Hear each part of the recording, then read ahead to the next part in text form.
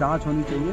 मेरा नाम आने का कोई सवाल ही नहीं पैदा होता। मैं इतनी दूर बैठा हूँ, कई महीनों से मैं नहीं मिला हूँ, मेरी बातचीत नहीं हुई। नमस्कार, मैं हूं आपके साथ प्रेरणा शर्मा और आप देख रहे हैं दी फैक्ट इंडिया। महंत नरेंद्र गिरी की मौत के मामले में सस्पेंस बना हुआ है। सुसाइड नोट मिलने के कारण इसे आत्महत्या करार दिया जा रहा है, तो दूसरी ओर महंत के अनुयायी इसे हत्या मान रहे हैं।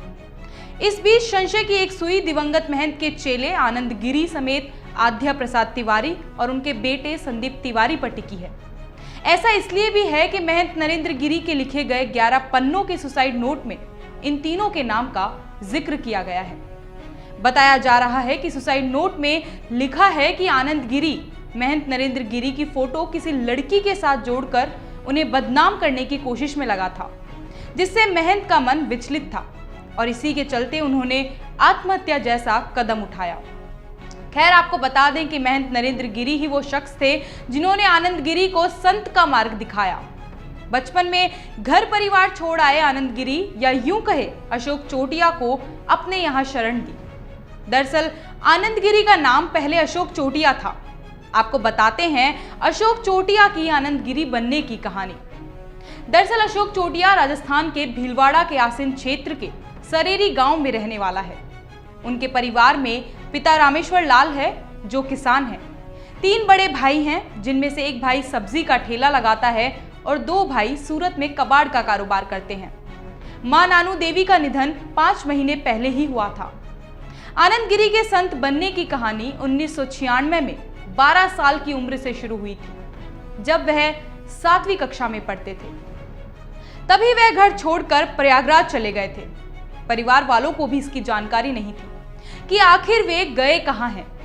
बाद में परिजनों को जानकारी मिली कि वे हरिद्वार के कुंभ में हैं। उनके पिता उन्हें ढूंढते हुए वहां पहुंचे, लेकिन तब तक आनंद महंत नरेंद्र गिरी के आश्रम में पहुंचकर उनके शिष्य बन चुके थे। 2021 में महंत नरेंद्र गिरी के साथ वे अपने गांव भी आए। नरेंद्र गिरी ने उनके परिवार के सामने ही उन्हें दीक्षा दिलाई और वे बन गए अशोक चोटिया से आनंद गिरी। संत बनने के बाद वे 2 ही बार गांव आए, एक बार दीक्षा लेने और एक बार 5 महीने पहले अपनी मां के निधन पर। सरेरी गांव आनंद गिरी को एक अच्छे संत के रूप में जानता है। उन्हें शांत और शालीन स्वभाव का बताया जाता है।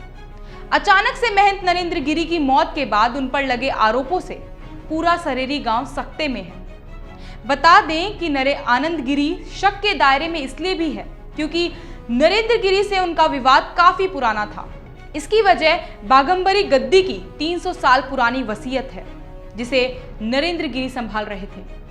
कुछ साल पहले आनंद गिरी ने नरेंद्र गिरी पर गद्दी की 8 बीघा जमीन 40 करोड़ में बेचने का आरोप लगाया था।